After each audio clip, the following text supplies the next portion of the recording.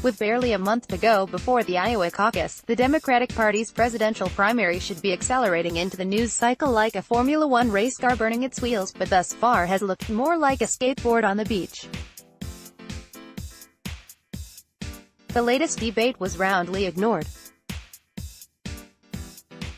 To steal a joke from Bob Newhart, it practically got a negative rating, which means several people who don't own televisions were surveyed and said if they did own one they also wouldn't have watched it. Honestly, how can this possibly be? This is, after all, a contest to decide which Democratic hero will square off against a president that most party members view as a combination of Hitler, Darth Vader, and Benedict Arnold. It features the first prominently gay major candidate, and a woman poised to capture the nod for the fairer sex a second straight time. Joe Biden is bringing his "aw shucks" guy from Scranton a game, and Bernie Sanders is yelling as loud as ever. There are a few plausible reasons why this primary just can't seem to get much traction. One often cited reason is that Democrats have essentially overshadowed their own primary with impeachment. After all, networks like CNN and MSNBC that should be laser-focused on the primary instead spend approximately 58 out of every 60 minutes predicting Trump's imminent doom, as they have been for 3 years. Given the historic nature of this impeachment and all the bombshells and whatnot, there's just not a lot of oxygen left in the green room for primary punditry. Deepening this self-inflicted wound is the fact that several senators who are leading candidates may wind up cloistered in a Senate trial, off the trail, for as long as Senate Majority Leader Mitch McConnell, or he, cares to keep them there. It would be a mistake to place all the blame for the lackluster reaction to the race on impeachment or on the coverage Trump's supersized personality generates.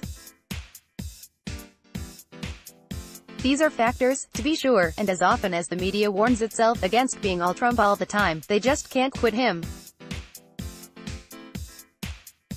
But in fact, one of the biggest reasons for the boredom is the primary itself and its candidates. To see why, it's useful to compare this current Democratic primary to the last GOP primary. Both contests featured large fields that, by the December before Iowa, settled into a race between a top four. With Biden today, Trump was hovering in the high 20s, with Marco Rubio, Ted Cruz, and Ben Carson each about 10 points back. That looks a lot like Sanders, Elizabeth Warren, and to a lesser extent Pete Buttigieg. But there is a huge difference here. While Trump was a shocking frontrunner, Biden is the most conventional candidate in the race. Americans of every political stripe were transfixed by what most everyone thought was the Trump train wreck.